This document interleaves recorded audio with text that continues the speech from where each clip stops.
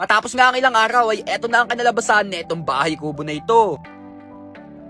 Nakapag-desisyon kasi kami kagabi na sirain na ito. Sira na yung kahoy. Isang linggo lang kasi yung binigay sa amin na palugi. Kaya kahit nakakalungkot, wala tayong pagpipilian. Papaalam na kami pre dito sa pwesto na to. At least kahit papaano nagkaroon kami ng experience pre sa paggawa na itong kubo na to. Pero hindi ako papayag na magiging panaginip na lang ang lahat ng ito. Kaya kinabukasan nagsimula na kagad kami sa paghakot na ito. Pre, dito na lahat yung mga kahoy. Maghahakot naman kami papunta doon sa bago nating pwesto. Sa totoo lang pre, napakahirap talagang iwan na itong pwesto na ito. Pero wala tayong no choice, kailangan natin maghanap ng panibagong pwesto. Doon kayo. Pre, ito bago namin pwesto. Inabot na nga kami ng gabi sa paglipat dito. Kaya nagsimula na kagad kami sa paggawa ng napakalupit na plano. Tapos yung bawat kanto nun na ganito, doon bubusok ng haligi. Bale, compact size na kubo pre yung gagawin natin. Kumbaga sa pako, may diin. Bantayin nyo yung mga dulo, yung mga ganito. Bale, kailangan mapantay lahat yung mga dulo.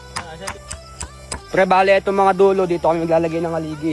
Dito. Ito yung bubutasan namin. Ito isang iron. Pagkatapos sa pagpantay ng mga dulo, sinukatan naman namin ito. Kailangan kasi pre, pantay lahat yung pagbubugsokan ng haligi. Ito kasi yung pinakamahirap gawin dito sa lahat. Kaya kailangan pantay-pantay to. Pagkatapos namin sa pagsukat, nagsimula na kami sa pagbutas. Kailangan kasi matapos na agad to. Kasi kung makikita nyo pre, mag-aalas 12 na ng gabi. Pre, 2 minutes na lang. Alas 12 na ng gabi. Eksaktong 12:30 nga natapos na kami sa pagbutas. Pre, okay na lahat yung mga butas. Sukatan natin. Kung makikita nyo pre, saktong-sakto na yan. Bali hanggang tuhod pa din yung lalim nito. Pero bago tayo magbugsok ng haligi, kakain muna tayo. Napakadami pa kasi namin kailangan gawin, kaya kailangan may lakas tayo. Pre, ito ulamin namin ngayong gabi. Mart, anong luto niya, Mart? Adobo sa gata. Bali adobo sa gata pre, itong lulutuin namin. Ito kasi yung masarap na pagkain kapag napapagod. Kakain muna kami bago namin ilagay yung mga haligi. Kasi di na talaga kain ng power, pre. Talaga nang lalambot na. Napakadami pa kasi namin kailangan buhatin mamaya, kaya kailangan full tank tayo. Tanggal ang pagod. Pagkatapos namin kumain, nagsimula na kami sa pagbugsok na itong mga haligi. Kailangan kasi matapos na to para mamaya bracing na lang. Di kasi talaga ako papayag na di matatapos to. Kabila. Kailangan kasi nating mabawi yung ginawa natin noong nakaraan. Di kasi talaga ako makakatulog pre hanggat di ko nakakita yung resulta nito. Kaya kahit alas 12 na, dire-diretso pa din kami. Malakas kasi ang kutob namin na mas masama yung kalalabasan nito. Kaya bawat kanto nito pinapantay talaga namin. Pantay na yung gitna, guhitan nyo dito. Sige. Kailangan kasi nakalibel lahat ng kahoy na to. Hindi kasi pwede na basta sipat na lang. Ito kasi yung pagkakapitan ng gagawin nating sahig.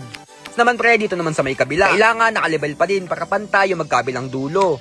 Next naman pre, dito naman sa may pangilalim. Bali, ito naman pre yung magbibigay ng tibay dito sa pagsasahigan natin.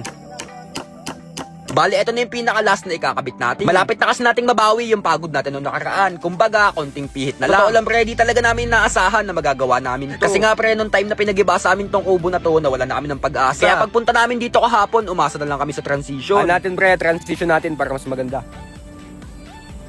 Talagang napakagaling magdesisyon ng nasa itaas. Kakatapos lang kasi namin sa pagsira nito. Tapos ngayon, nabuo na uli. Talagang may mga bagay lang siguro na hindi para sa atin. Pero yung oras ngayon, alam ko pre, hindi na pagsubok ito. Pre, bukas na ulit to kasi ano na eh. Alas 12 na ng gabi. Bukas namin tutuloy kasi ano na ngayon, alas 12 na ng gabi. Eh, alam nyo naman dito, siyempre, yung mga kapitbahay natin, mga tulog na. So, bukas lang to, pre.